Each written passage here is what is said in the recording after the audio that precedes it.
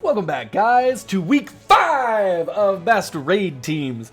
Today's video is going to be on a character that I wish I had built up sooner, but I just don't have the gear, man. The gear materials, that is. There's so many good characters, and so many characters' gear just does not drop from raids, man, and this is one of them. Every time I go up against her in arena, I just get shit on. Just absolutely trashed. So I wish I had built her up more just for arena's sake, but also apparently in raid she's a god. I've seen her against Captain Cold and she does massive damage. We're gonna see her today against Phase 3 and she does massive damage. So if you've already built her up for arena, just tweak her a little bit for raids and you should be golden. So let's go ahead and look at the guy or girl who brought this to us today. It is going to be PresentCaesar. Thank you very much for this video, my dudes. We are going to be checking out this one right here. So if you guys haven't checked out his channel or her channel, I'm just going to say his channel and we're just going to assume. I apologize, it's 2019. I don't give a fuck. Anyway, so if you guys haven't checked out their channel, click subscribe, ring that little bell right here, send me all notifications, do all the things for this person. Their link is going to be in the description of this video, so make sure you go click it and check it out. PresentCaesar was able to submit their best raid team to me through my Discord, right? Yeah! Sent me a whole bunch of them, actually, some pretty good ones. They submitted their team through the Best Raid Teams submission channel here. So if you guys want to, just check the link in the description for my Discord, join it, and then submit anything that you want through that channel. You'll get a shout out to your channel and any other social media you want, so your Instagram, Facebook, Twitter, whatever the heck. I'll shout that out in the video as well as with links in the description. Either way, and even if you don't want to do any of that and you just want a good little Injustice 2 community to hang out with, we've got a whole bunch of people in this chat all talking about all kinds of different things, all different skill levels, new players, whales, people doing massive damage in raids, everything. You can see all the different things that we talk about here. So that link is actually coincidentally right there, but it's also in the description as well. So go check it out.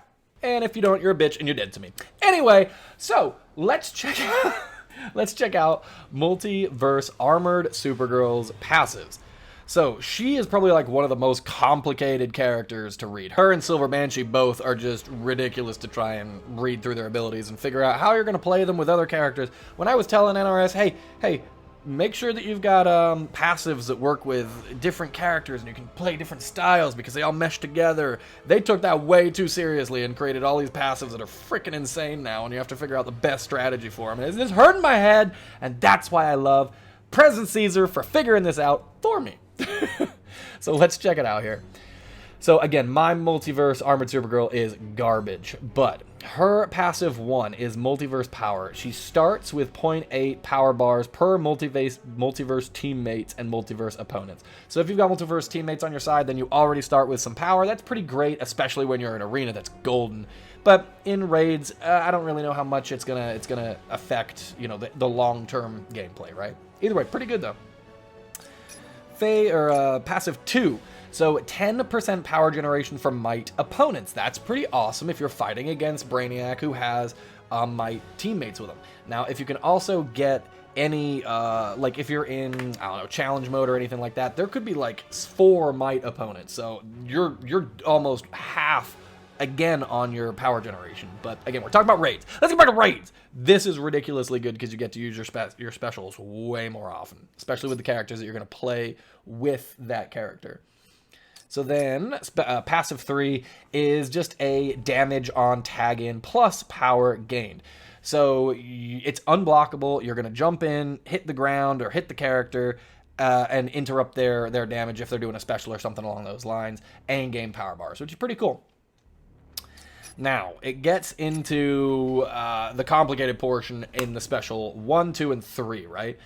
So, special 1, it's just damage over time, it burns them, but 25% damage for special 1 to Might opponents. So if you're playing against a Might opponent, you get an extra quarter damage just because they're a Might character.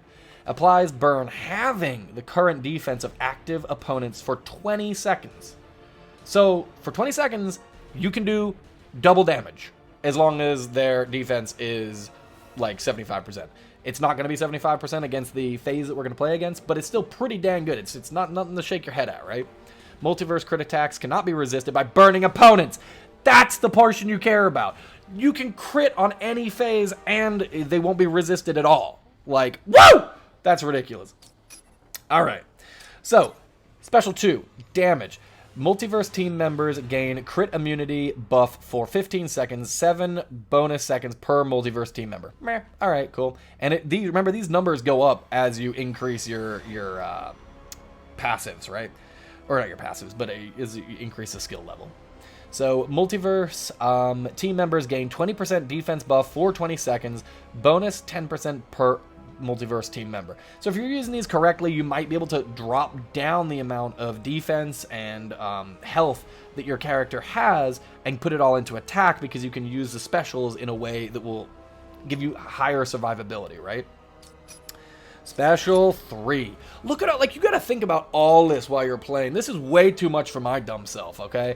Like, I'm so glad that I can just watch YouTube videos and be like, oh, that's how this all works. Because if I had to, like, calculate this in my head, I'd be like, she's good, and I kill. Like, it's impossible. 25, so Special 3, 25% damage for Special 3 to burning opponents who have their damage decreased by 50% already. Remember, from Special 1 because they're burning, right? Multiverse team members gain Reflect immunity buff for 25 seconds. So then you've got Multiverse team members gain 80% crit damage buff and 25% crit damage buff for 25 seconds. Bonus 2 crit damage and 1 crit chance per combo meter hit. So if you build up a massive combo meter, you get just insane amounts of damage. So if you've got a combo builder on your team, you're golden. If not, then that portion doesn't work too well. So you need to make sure you've got some kind of combo builder on your team. So with all that being said, and her ultimate is just, it gives an extra 35% damage at star rating 6 for the rest of the battle. So let's go and check out my stats. Which are garbage! Hasn't even got the 1K attack yet. So let's go and swap over to my main man, PresentCaesar, and see what his person's stats are, as well as the team that we're going to be playing with against Phase 3 here. All right. So Phase 3, perfect health. So we're first off got him with the Flash combo builder. Little bit of damage too. Let's see what threat that Flash was at. 448. So he's actually got a really good Flash. I keep on missing the stats and stuff. Yeah, he's got level 70 gear, level 60 gear. It's still, either way, to build the combo, you've got Flash, right? If you've got a great Flash, then you're great. If you've got a garbage Flash, then you're still good as long as you have fast attack chance on your Flash, okay? So then we've got Green Lantern, and that's obviously just to resist the power drain from hazards. Supergirl. And then Supergirl is at all level 70 gear, and just some average talents, it looks like. 325k threat. So, her attack is 7k! 7.5k! This is the first time I'm watching this video, sorry. 7.5k! That's insane, and she's only 325k threat. That should be so much higher. Oh, man. Okay, so either way, defense is only 47 because, again, you're going to be getting all the buffs. You don't need too much health, and you don't need too much defense because you're going to be buffed to all hell from her passives, right? Or not her passives, but her specials. 25% critical attack chance. Again, you get a whole bunch of buffs, so you don't need more than really 25, it looks like. Critical attack damage is 194. Again, you get the damage bonus from that. And you can see that got no fast attack chance because you've got a different combo builder. Stun resistance and damage over time, it looks like he's got pretty high up. I'm guessing those are in his talents that are just kind of randomly rolled that way. I don't think you specifically need those stats on this character. Maybe put a little bit more into health or defense as opposed to those resistances. But hey, he got the rolls, so keep them, right? All right, I am really intrigued to see this playstyle, homies, because, oh, there's his stuff. So he's got critical attack, resistance, critical attack, damage, defense, and I missed the top one, but I'm guessing it was some just kind of garbage. Level 70, level 5s, level 70, 70, 70, good to go. All right, I am really intrigued. I legit have not watched this video. I just went to the end, saw the damage was there, and was super pumped to review it. All right, so where are we going to be fighting? We're going to be fighting in the hazard on the right side or the hazard on the left side. So you see that he's doing some pretty okay damage, but it's not high numbers, right? Maybe just pause that just for a sec. Those damage numbers from Flash really aren't that high. It's just building that 54 hit combo, which is insane. And then look at this special that we just did. It did critical attack damage, critical attack chance, and reflect immunity. And I think that was, oh man, I can't see it, but that was like 500k maybe? Am I wrong in that? 450k or something like that damage just from that one special, boys. And it's been 12 seconds! Remember, because we've got Multiverse Armored Supergirl on the team, you're getting increased power generation as well. So watch that power bar just go skyrocketing, all right, compared to Brainiac. So there's another special 3, another 150k. He tagged in Flash just to tank a special, but also you've got to remember that because Flash is on the team, it's reducing the power cost of her special 3 massively. That was a huge hit for like 16 hit combo. She just keeps on using her special because she can use them so quickly. There's no point not to. Just keep throwing her in there, keep using the specials, keep gaining a combo, and you're golden. And remember that this buff that she's got applies to all of her teammates, right? 400k. 400k. Now, if she could get an ultimate off, it would increase the damage by about 35%, but are you willing to sacrifice that amount of damage just to be able to do 35 extra damage for the rest of the match? I'm not sure. Let's see if he does. 40 hit combo, 410k. That's not half a mil, but close to half a mil damage. So she's just continuously using this special 3 to make sure that Brainiac doesn't use his special, tags in his Lantern to tag the ultimate, and good to go. Now remember, she's not using special 1 to have the defense of Brainiac, because Brainiac is like 18% defense or something like that, so there's no need to do that. Just using those special 3s to get all of the buffs that they need, good to go. Another special 3? Yep. I feel like maybe using Flash more to build up that combo might make a lot more sense, but hey, they've got it figured out, right? So I ain't judging anything. Again, make sure that you've got a big combo built when Brainiac swaps to agility class, so that you do that extra damage. So I think that might be what whoever it is doing right now. I could be wrong. I'll just find out. See, she tags in the middle of that special so that Flash doesn't take the damage. It's crazy. So let's see if he builds up that combo for when he swaps over to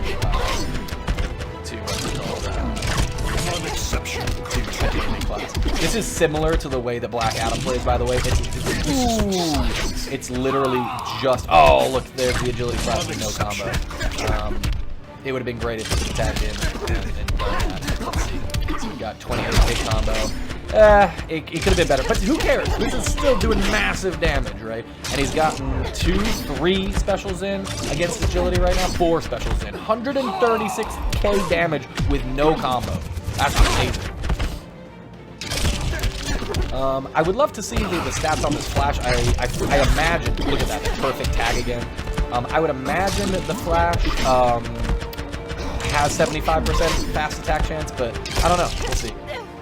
Almost able to one-shot. Probably would have been able to... yeah. I was going to say, if he had big combos when the agility class tagged in, it would have 100% one-shot Phase 3. But that's amazing, though. For characters that I really didn't think would be viable against Phase 3, that is really, really good. So a lot of people have built up their characters for Arena, and then they're like, ah, man, I can't play them in raids because they're not good raid characters. This one and the Flash, who again is good in both, will work perfectly. And then obviously John Stewart Green Lantern you can just unlock and not really do anything with, as long as it's 5 stars, 6 stars. No, 5 stars is all you need, I think, to have its passive max out.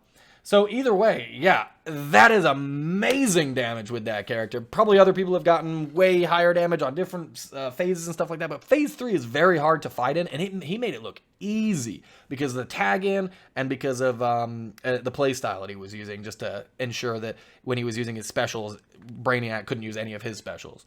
So either way, y'all, if y'all haven't subscribed to PresentCaesar, make sure you click that subscribe, click that notification bell, click the link in the description to go to his channel and do that for him. He's got some awesome videos on there. I might be reviewing some more of their videos in the future. You saw how many that they submitted in my Discord. So again, if y'all haven't already checked out the Discord, the link's in the description. Go ahead and submit your best raid teams. I might review your channel next week. And if y'all haven't already liked this video or subscribed to my channel or checked out my Twitter, checked out my Discord, checked out all the things, do the things that you do for other YouTubers, do them for me.